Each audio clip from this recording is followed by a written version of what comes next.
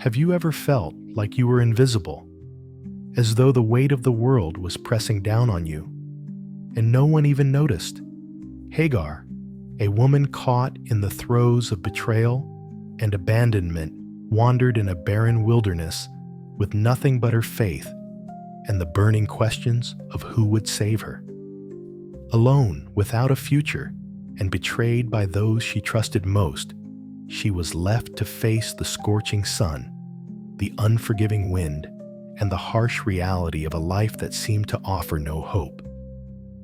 But in her darkest hour, a question echoed through the desolate air. Was this truly the end or the start of something unimaginable? Imagine in that very moment when everything seemed lost, she discovered a God who not only saw her, but understood her pain.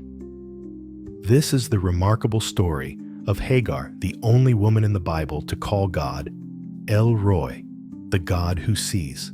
What do you think it means to be truly seen, even when the world around you ignores you?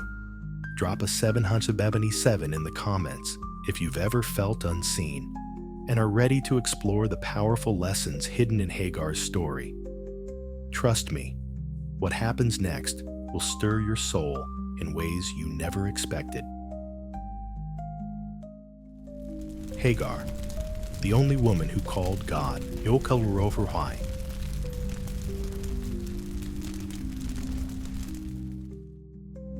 Long before her name would ever be whispered across the sands of time, long before she would become known as the only woman to call God by a name so intimate, El Roi, the God who sees Hagar was simply a servant girl, her life shaped by forces far beyond her control. Born under the sun of Egypt, among bustling streets and familiar voices, could she have imagined that one day she would be torn from everything she knew? That her footsteps would echo through a foreign land where no one spoke her language, where her very existence would be reduced to property. She found herself in the tents of Abram and Sarai, two people chosen by a God Hagar did not yet know. To them, she was not a person full of dreams and memories of her homeland. She was a tool, a means to an end. How often did she lie awake at night, tracing the patterns of the stars above, longing for the laughter of her own people? Did she ever whisper into the night, hoping some distant deity might hear her unspoken pleas? Meanwhile, Sarai, Abram's wife, was grappling with her own silent torment. Years stretched on like a barren desert. God had taken Abram outside, once urged him to look up, to count the countless stars scattered across the heavens, and then promised, "So shall your offspring be." Genesis 15:5. Yet inside Sarai's tent, her arms remained heartbreakingly empty. No coos of an infant, no tiny hands reaching for her hair, just the heavy stillness of unanswered prayer. Can you feel the raw edge of that, waiting the sting each time another month passed with no sign of life within her? Then came that fateful night when desperation overpowered dignity. "The Lord has kept me from bearing children," Sarai confessed with bitterness coating her tongue. "Go sleep with my servant. Perhaps I can build a family through her." Genesis 16:2. Those words were not draped in gentle suggestion. They were hard, sharp, a command more than a plea. What could Hagar have thought in that moment? Was there a storm raging in her chest, fear wrestling with helpless resignation? Could you imagine standing in her sandals, hearing your future decided in a single breath, knowing you were powerless to protest? Choice was a luxury reserved for others. Hagar was led to Abram, her fate sealed by hands that saw her as nothing more than a vessel. That night, everything shifted. She was no longer just the Egyptian servant. She became the bearer of Abram's child, the fragile hope Sarai had clutched after years of silent tears. Yet that new role was a double-edged sword. Can you sense how the atmosphere must have changed in the household? Glances sharpened words grew tense as the promise that was meant to come through Sarai now grew quietly within another woman's womb. Hagar carried more than just life inside her. She carried the weight of shattered expectations of a future that belonged to someone else.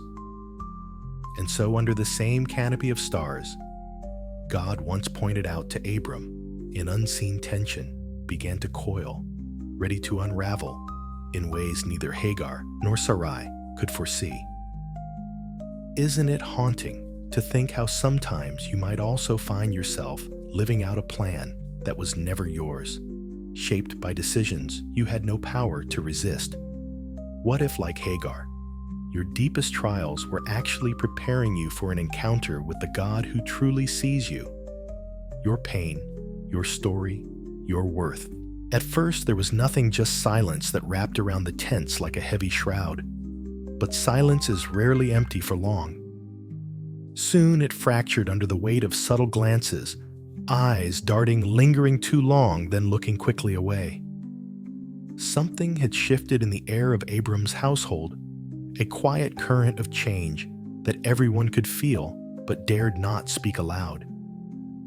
And at the center of it stood Hagar. Once she had moved about almost as a shadow, a servant whose footsteps barely drew notice on the sand. But now, her steps carried a new cadence. Her back was straighter, her head lifted higher, as if an invisible crown rested there. Could it be that a single truth had changed everything? That where Sarai had failed, Hagar had triumphed? For nestled within her was the seed of Abram, the long-awaited promise, or so it seemed. It's easy to wonder, how would you carry yourself if you were in her place? Would pride slip silently into your heart too, curling its fingers around your thoughts? Scripture records the moment plainly, yet powerfully. When she saw that she was pregnant, she began to despise her mistress. Genesis 16:4. That tiny life inside her became more than a child. It became a quiet declaration that she was no longer just a vessel of Sarai's ambitions. She was a mother in her own right, a woman who bore Abram's legacy in her womb. But triumph for one can sometimes taste like bitterness to another. Sarai's pain festered the ache of empty arms twisting into something sharp and venomous. How many nights had she wept alone, clutching promises from God that felt as distant as the moon? Now, to see her servant, once beneath notice, stride past her hand, unconsciously resting on a swelling belly.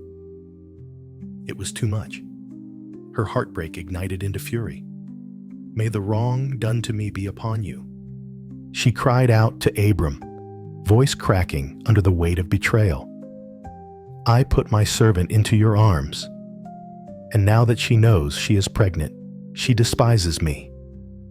Genesis 16:5. Imagine standing there watching that confrontation. Would your own heart twist in sympathy for Sarai, or recoil at her bitterness? Abram, caught between two women entwined in his promise, chose the simplest path, one that carved a cruel road for Hagar. She is your servant. Do with her as you see fit. Genesis 16:6. With those detached words, Abram washed his hands of the matter, leaving Hagar vulnerable to the storm of Sarai's wrath. And so it began. The bitterness Sarai felt turned into harsh treatment, sharp words that cut deeper than any blade, grueling tasks designed to grind Hagar's spirit into dust. Days blurred into one long torment. The very place that should have been her refuge became a cage bristling with cruelty.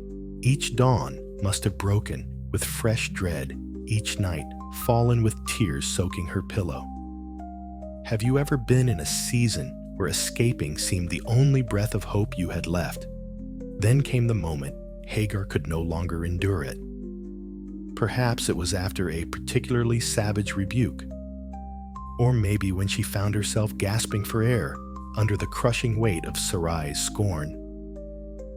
Whatever finally snapped inside her, it sent her fleeing into the wilderness. Alone, with little more than desperation and a fragile life growing inside her, Hagar ran. Can you feel that swirl of terror and fragile hope? What would it be like to abandon everything you've ever known to step into the unknown with nothing but a pounding heart and silent prayers trailing behind you? Little did Hagar realize that this lonely flight would lead her to a divine encounter that history would never forget. The desert stretched out before her, like an endless ocean of burning gold, each dune a wave threatening to swallow her whole. Hagar's footsteps left fragile prints that the wind would soon erase, as if even the earth conspired to forget her existence. Her breaths came in harsh, broken gasps, the air slicing into her lungs like tiny knives. Alone, pregnant, afraid. The wilderness did not cradle her. It devoured her without mercy. Yet somewhere in that vast emptiness, an unseen gaze rested upon her. Who would dare to imagine that a poor servant girl fleeing from cruelty could be the object of divine attention? The sun blazed overhead, rippling across the sands in waves of liquid fire. Each step drained more of her strength. Her hands clutched protectively around her belly as though she could shield the fragile promise within from the hostile world pressing down on her. Where could she possibly run? Behind her lay Sarai's bitterness, sharp as thorns. Before her, only the unknown stretched its claws. And so, even as her body moved forward, her heart must have trembled with the crushing weight of isolation. Had anyone ever felt so utterly abandoned, Hagar had escaped the torment of her mistress. But in doing so, she collided with a different kind of peril emptiness, thirst, and the terrifying silence of the wild. Then, piercing that silence, a voice broke through. Hagar, servant of Sarai, where have you come from, and where are you going? Genesis 16:8. Can you imagine her terror? Her head jerked up, eyes scanning the horizon, nothing but a harsh seam of sand and sky. Who could possibly know her name out here? Who could see her when she felt so invisible? And then she saw him. Near the spring, where her exhausted body had finally collapsed, stood a figure unlike any she had ever encountered. This was no weary traveler crossing the desert. This was the angel of the Lord, heaven's messenger, stepping into earth's dust. His very presence seemed to hum with an otherworldly power that made the sun itself feel dim by comparison. He called her by name. Not servant, not Egyptian, not some dismissive label that stripped away her humanity. He spoke to her as Hagar. Could there be any wonder that her heart quaked within her? For all her life to Abram and Sarai, she had been a convenience. To the world, she was nobody. Yet here in the heart of a desolate wilderness, God revealed that she was seen, that she was known. Go back to your mistress and submit to her, the angel commanded. Genesis 16:9. The words must have sliced deep return to pain, to harsh words, to days heavy with cruelty. Why would God send her back into suffering? Could anything good possibly grow from returning to that barren soil? But then came a promise vast enough to echo across generations. I will increase your descendants so much that they will be too numerous to count. Genesis 16:10. And more, her unborn son already had a destiny sealed by heaven. You will give birth to a son. You shall name him Ishmael, for the Lord has heard your affliction. Genesis 16:11. What must it have felt like to hear that the very cries torn from her in anguish had reached the throne of God, that her pain had not been meaningless, echoes lost on the wind, but had been gathered tenderly by the Almighty? Do you see how even now God might be listening to the hidden sobs you've never dared voice aloud? Overcome, Hagar's voice broke into a whisper that carried the weight of wonder and revelation. You are ROI.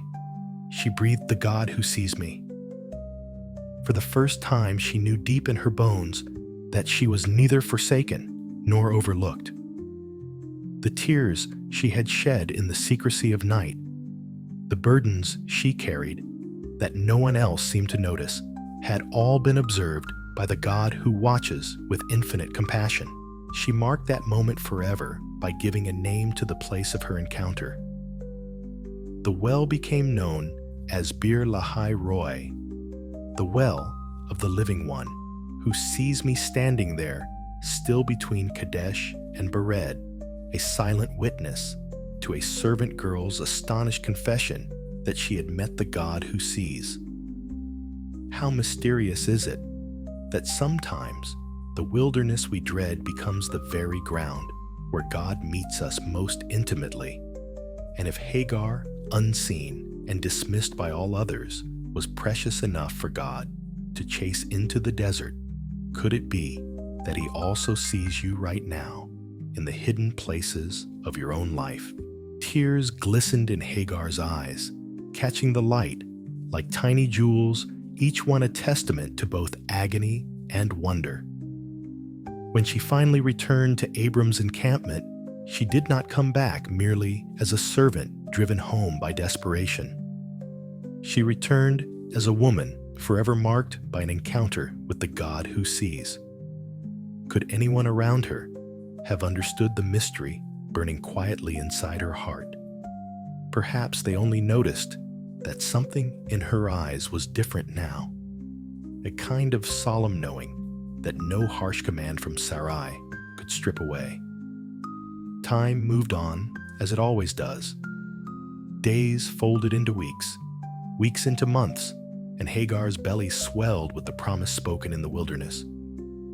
As her womb grew heavy with life, so too did the unspoken hopes and questions swirling around Abram's tents.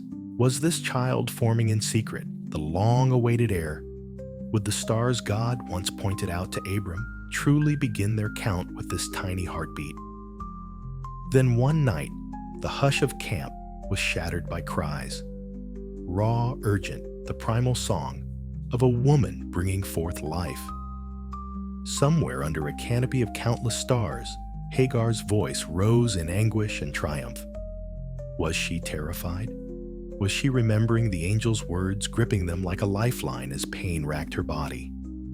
Nearby, perhaps, servants gathered outside her tent, whispering, wondering if this night would change the course of all their lives. And then a baby's first piercing wail split the darkness. A son, just as God had promised her by the spring in the wilderness. Hagar must have clutched him close, tears streaming down her cheeks as she realized she held more than flesh and blood. She cradled the proof that God had indeed heard her misery, just as He said. Imagine Abram stepping into that tent, eyes wide, breath caught in his chest. He would have seen Hagar exhausted but radiant, and in her arms a tiny squirming bundle, his son. Could it be that the countless descendants God had promised were destined to begin with this fragile life? So Hagar bore Abram a son, and Abram gave the name Ishmael to the son she had born. Genesis 16:15. The name was not chosen on a whim. It was a living memorial to the night God found Hagar, alone in the wilderness. Ishmael, God hears. Every time Abram called to his son, he would unknowingly declare that truth, again and again, that heaven was not deaf to human suffering. Abram was 86 years old when Ishmael's newborn cries filled his tent. Imagine reaching such an age and finally holding your own flesh and blood, your own heartbeat echoed in the tiny chest of a son. Did hope soar in Abram's heart, whispering that this might be the beginning of God's promise unfolding at last? Or did a faint shadow linger waiting for God Himself to reveal how the true heir would come? Have you ever carried something precious, wondering if it was the fulfillment of your deepest prayers, or merely a step toward an even greater mystery still concealed by time? In this tender moment, Hagar's story invites us to marvel at a God who sees the overlooked and hears even the whispered cries of the brokenhearted. And it leaves us standing on the edge of something yet unfinished, wondering how heaven's larger story will unfold next. For 13 long years, Ishmael thrived under the watchful eyes of his father. The boy grew strong and quick muscles shaped by the relentless sun and the coarse winds of the desert. His laughter rang out among the tents, fierce and wild, like the very wilderness that raised him. Can you picture the pride that must have gleamed in Abraham's eyes each time he watched his son race across the sands, dark hair streaming behind him, breathless and unstoppable, to the servants, to Hagar, and even to many who passed through their camp?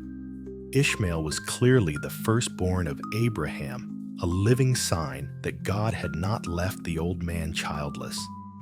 But time, ever patient, was quietly steering toward a different destiny. Abraham was now 99, his body bent by age, his hair as pale as the moon. Then came the day when he stood trembling before the Almighty, and everything began to shift. God's voice thundered into the marrow of Abraham's bones with a promise that seemed far too heavy to carry. No longer shall your name be Abram, but your name shall be Abraham. The Lord declared, stretching the name to encompass fatherhood far beyond what seemed humanly possible. As for Sarai, your wife, you shall not call her name Sarai, but Sarah shall be her name. I will bless her, and moreover, I will give you a son by her. Was the desert air robbed from Abraham's lungs in that instant? Scripture paints the moment with raw honesty. The old man fell face down in awe. Then laughter bubbled up, tangled with wonder and disbelief. Will a son be born to a man 100 years old? Will Sarah bear a child at the age of 90? He marveled inwardly. And then from a heart both full of love and fear of losing what he already had, Abraham pleaded, if only Ishmael might live under your blessing. Genesis 17 and 18. How could he not hope that God's grand promise might simply rest on the son already playing at his feet? Ishmael was flesh of his flesh, the boy he had held against his chest on countless star-strewn nights. Couldn't the future come through him? But heaven's plan was both wider and narrower than Abraham's own. As for Ishmael, I have heard you, God assured him. I will surely bless him. I will make him fruitful and will greatly increase his numbers. He will be the father of 12 rulers, and I will make him into a great nation. Genesis 17:20. A pause, as though the weight of eternity settled before the next words. But my covenant I will establish with Isaac, whom Sarah will bear to you by this time next year. Genesis 17:21. In that breath, history's course was etched in stone. Ishmael would be blessed, destined to become the patriarch of mighty tribes his legacy carried on the winds of the Arabian deserts. But he would not be the son through whom God's covenant of redemption would flow. That honor, that delicate thread of divine promise woven since the Garden of Eden, would pass instead through Isaac, Sarah's miracle child, a laughter of impossibility turned flesh. And as God had spoken, so it unfolded. Sarah, whose wrinkled hands had long ceased the rhythms of womanhood, felt life spark within her. Her laughter, once bitter, now erupted with astonished delight when she finally held tiny Isaac to her breast. Abraham watched, torn between overflowing joy and the aching complication of what this meant for his firstborn. A storm began to gather on the horizon of the family's life. Ishmael, who for over a decade had been the sole heir apparent, found himself overshadowed by a baby whose cries heralded a new chapter. Hagar, once secure in the special favor her son brought, must have felt a chill slip into her days. Could you imagine standing in her place, sensing how fragile your place had suddenly become? And on the day when the tension finally snapped, everything would come crashing down around them. But for now, the family stood on the trembling edge of that reckoning, each heart beating with questions that only time and God's mysterious purposes would answer. The years spun onward, and soon the little miracle named Isaac grew into a sturdy child. The day came when Sarah finally weaned him, a moment of joy and relief, marking a threshold every mother waits for. To celebrate, Abraham called for a grand feast. The air around their tents buzzed with laughter, servants hurrying to and fro with platters of roasted meat cups brimming with sweet wine. Music floated through the camp, mingling with the scent of baked bread and the low murmurs of guests blessing the young boy's future. But amid the festival's bright swirl, shadows stirred. Sarah's eyes roamed the gathering until they fell upon a figure that dimmed her joy in an instant. There stood Ishmael, lean and wild-eyed, the son of the Egyptian servant, now a teenager with the proud bearing of the desert. He was laughing, mocking in a way that cut deep into Sarah's heart. Was it just playful teasing? Or did she hear in his tone a threat, a reminder that he too was Abraham's son, the firstborn, the one who might dare claim the promise meant for her, Isaac? Sometimes it takes only a single look, a careless laugh, to awaken old fears that have lain coiled for years. In that flash, all of Sarah's buried anxieties clawed to the surface. Would Ishmael someday stand shoulder to shoulder with Isaac, daring to call himself equal heir? Could her son's future be entangled with the son of a bondwoman, their destinies forever divided between two mothers' rival hopes? She turned to Abraham with eyes sharp as flint, her voice hard enough to break stone. "Get rid of that slave woman and her son," she commanded, each word falling like a hammer. "For that woman's son will never share in the inheritance with my son Isaac." Genesis 21:10.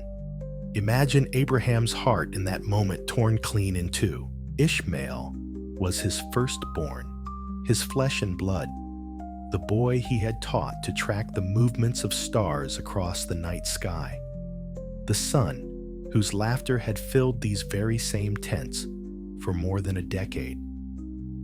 Could he truly drive them away into the wilderness, knowing the dangers that lay beyond the safety of his campfires?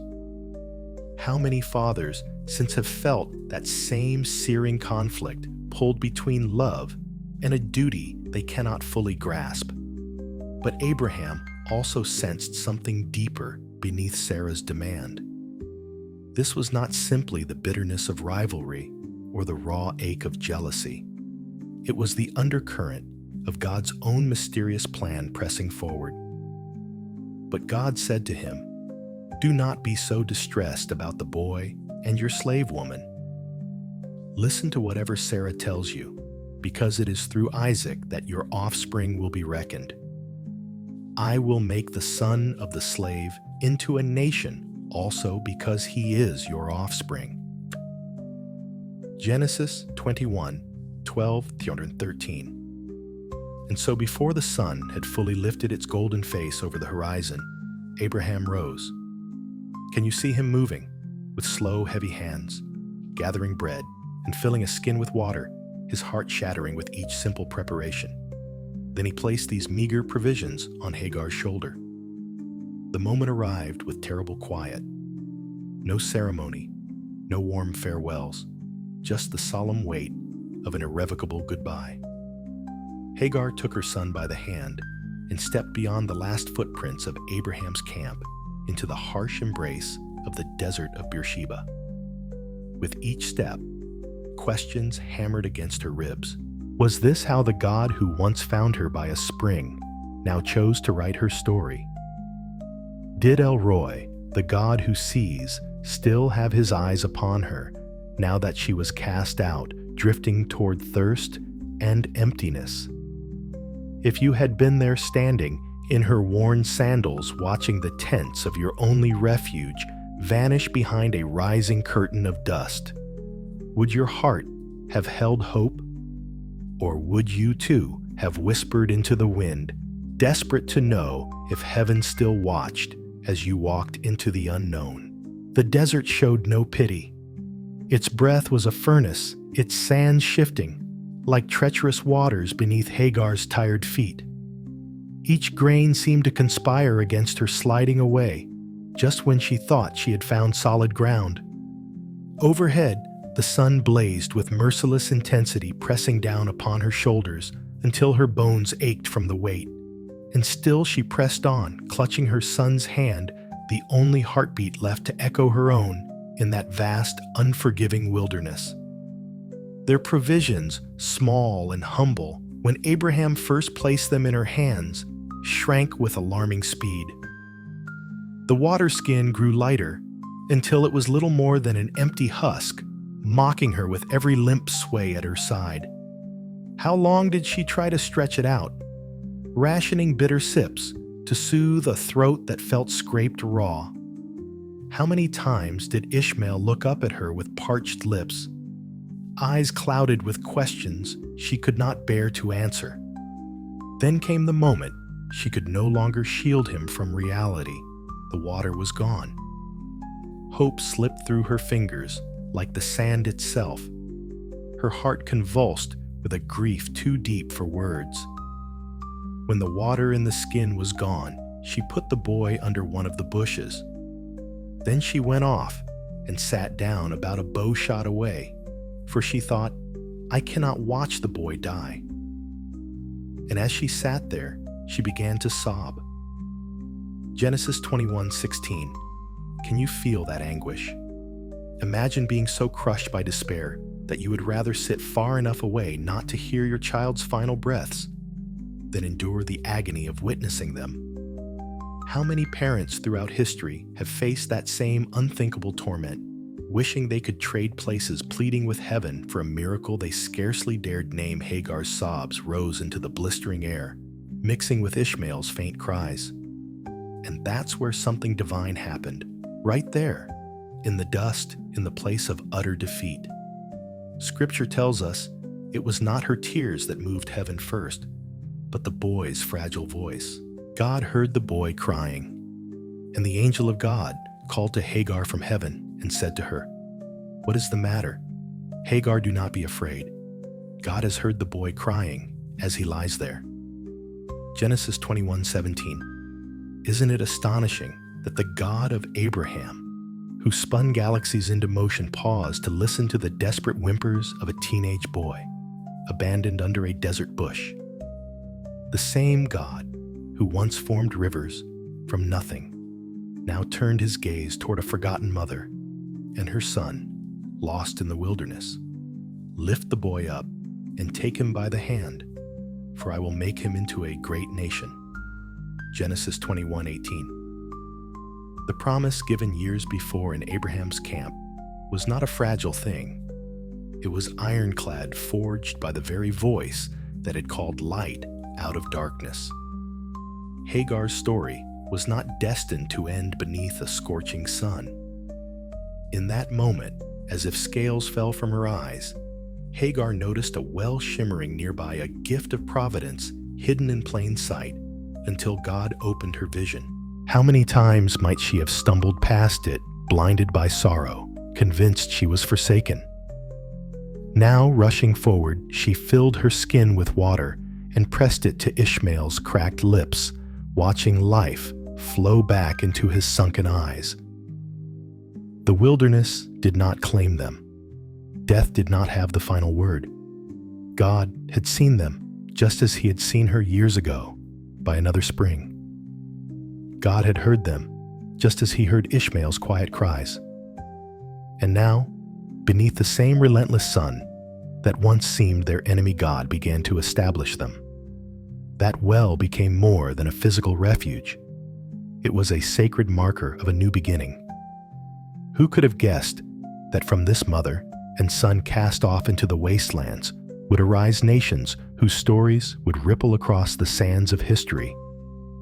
And could it be that in your own wilderness, moments When all feels lost and barren, the same God still sees, still hears, and still prepares hidden wells of hope waiting to be revealed at just the right time. But the wilderness, though spared by God's mercy, was never meant to be an easy home. The desert of Paran did not cradle Ishmael in gentle hands. Instead, it forged him, baked his skin under its relentless sun, toughened his feet on its scorching sands, sharpened his eyes to read every shadow, every distant glint that might mean water or threat. There were no soft beds here, no laughter of servants, no feasts like the one Abraham had once held for Isaac. Ishmael learned to live with the taste of dust in his mouth, the keen edge of hunger always near. Yet the scripture tells us a detail that changes everything. God was with the boy as he grew up. Genesis 21:20. Even in the howling waste, even where no palace walls or watchful fathers protected him, the Almighty's presence hovered near. Can you imagine what it must have meant for Hagar to watch her son draw back his bow eyes, narrowing muscles, coiling, and see the boy she once thought would perish under a bush become a man of the wilderness, an archer with the confidence of survival in every sinew? Did she whisper silent prayers of gratitude, remembering the well that had saved them both? Time moved forward, pulling them along. While Ishmael hunted across the stony valleys of Paran, his mother remembered her own homeland, the fertile banks of the Nile, the songs of harvest along the river. Perhaps with longing and wisdom intertwined, Hagar went back to her Egyptian roots to find a wife for Ishmael. The son of the servant became a son of the desert, but his family would draw its first breath from Egypt, tying old worlds together in new, unexpected ways. And so, almost without fanfare, a new chapter began. A family grew in the wilderness.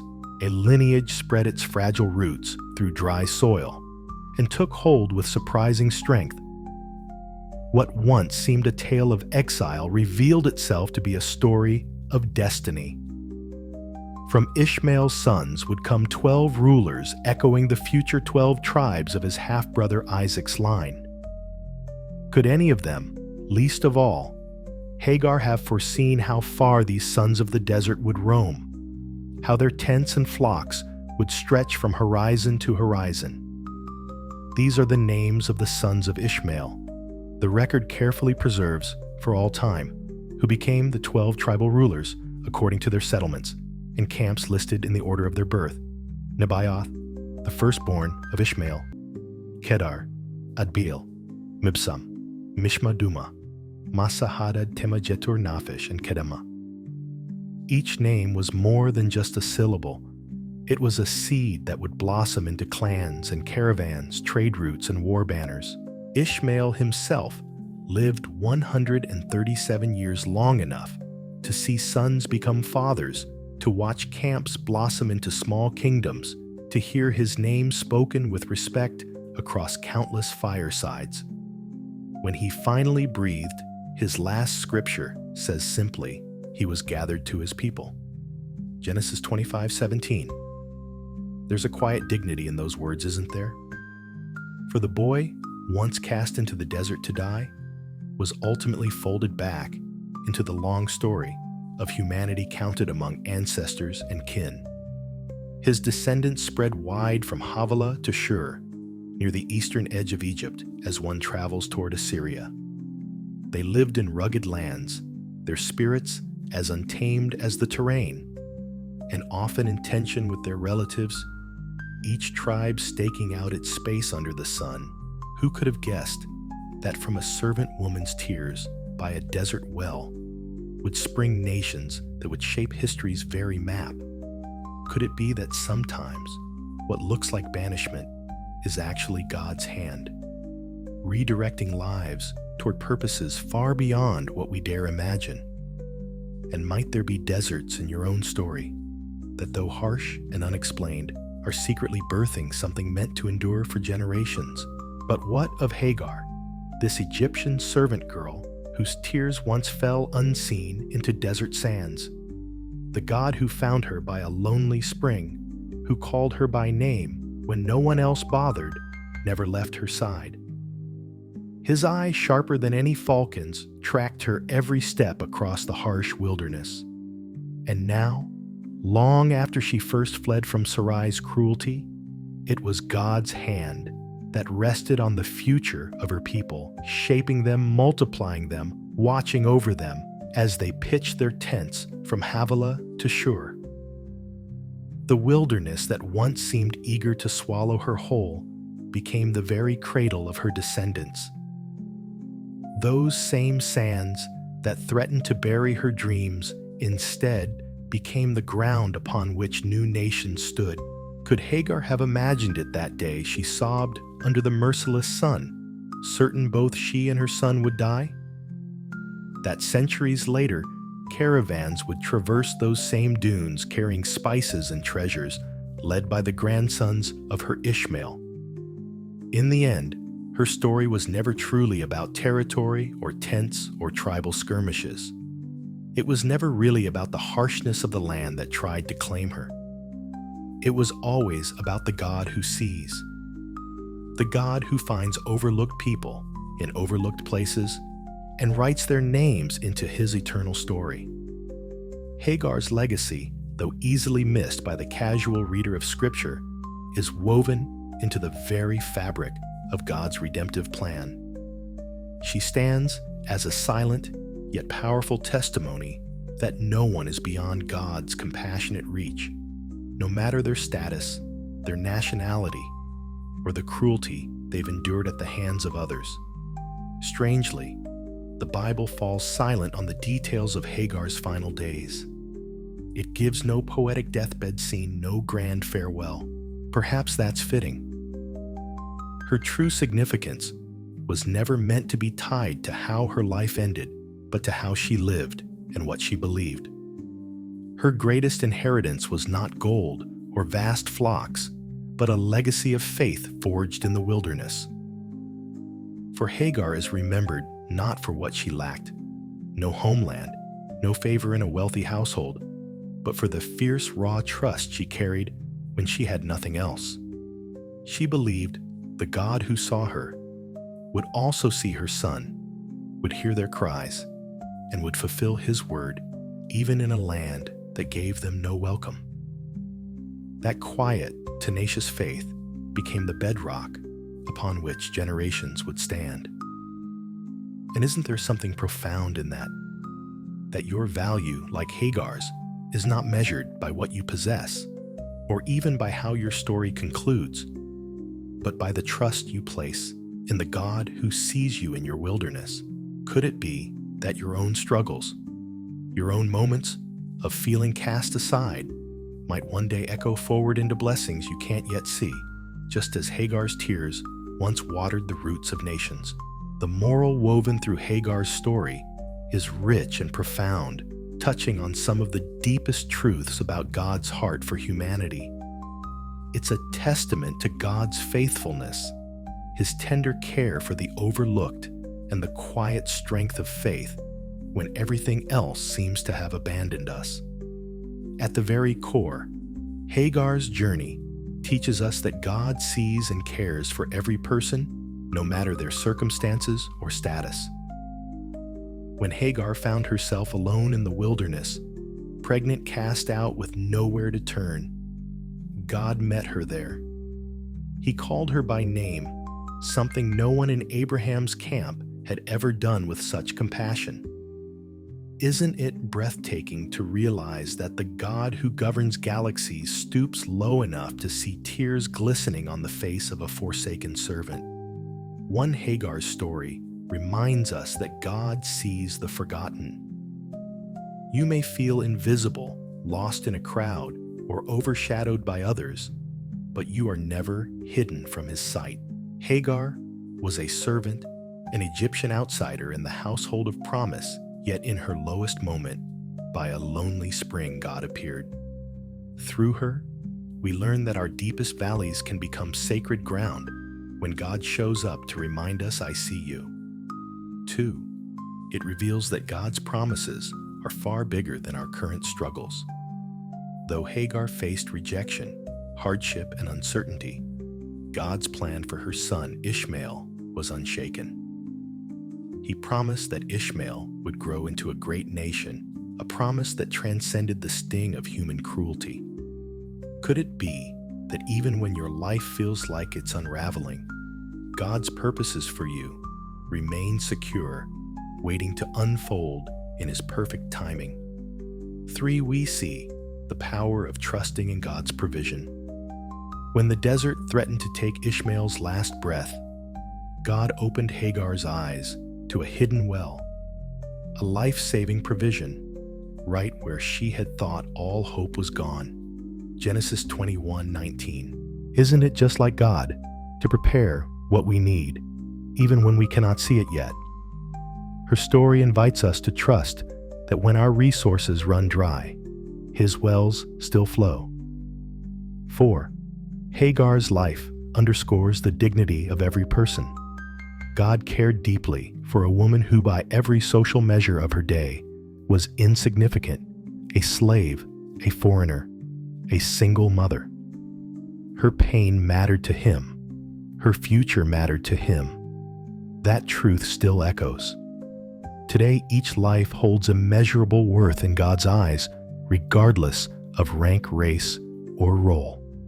5. We are reminded of the surpassing importance of God's presence. Even though Hagar was pushed out of Abraham's camp and left without earthly security, she was never truly alone. God's presence accompanied her through each desperate step, guiding her through sorrow and into new beginnings. Could it be that His presence with us is a treasure even greater than the comforts we often cling to? 6. Hagar's story lifts up the vital role of women in God's redemptive plan. Often overlooked in the great patriarchal narratives, Hagar's life shows that women, even those on society's margins, are essential to God's unfolding story. Her faith and perseverance laid the foundation for nations, her legacy stretching across generations.